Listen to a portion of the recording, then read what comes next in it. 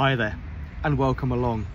Today's peony is absolutely scrumptious, and if you're looking for something really opulent to cut and bring into the house, this is a peony that you might want to add to your cutting garden.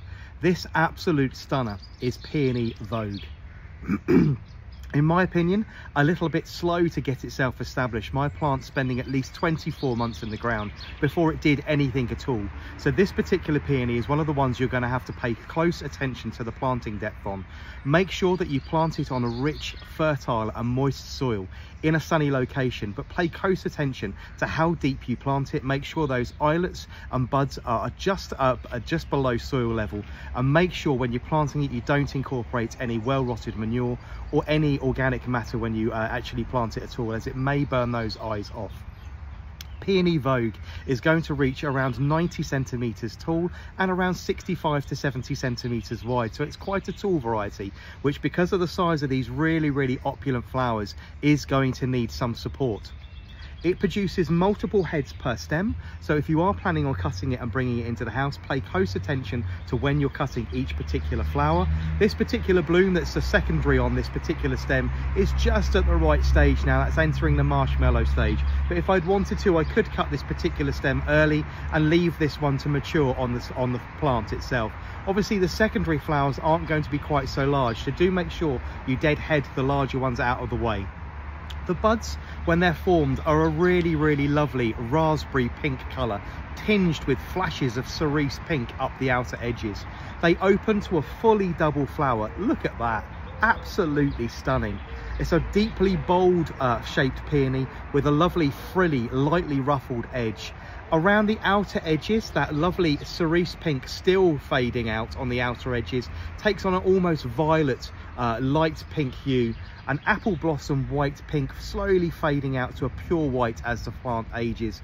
I say a loose shaped bowl with a beautiful resplendent glowing centre of golden stamens right in the very centre.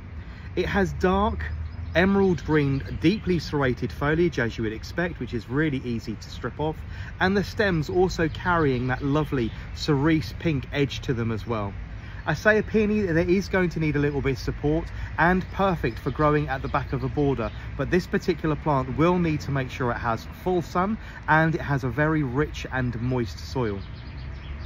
Opening its first flowers somewhere towards the beginning of June and flowering all the way through the month of June into the very early parts of July. I say you must make sure you deadhead this peony to make sure that these subsequent blooms come through and aren't spoiled, and you must give this one a little bit of time to get itself established, so because it will need a little bit of time just to settle itself.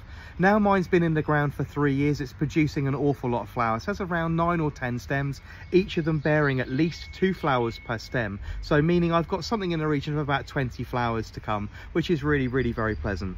It's, as I say, a really loosely opened cup flower with lightly ruffled on the edges. The fragrance on this one, it is marketed as a fragrant peony.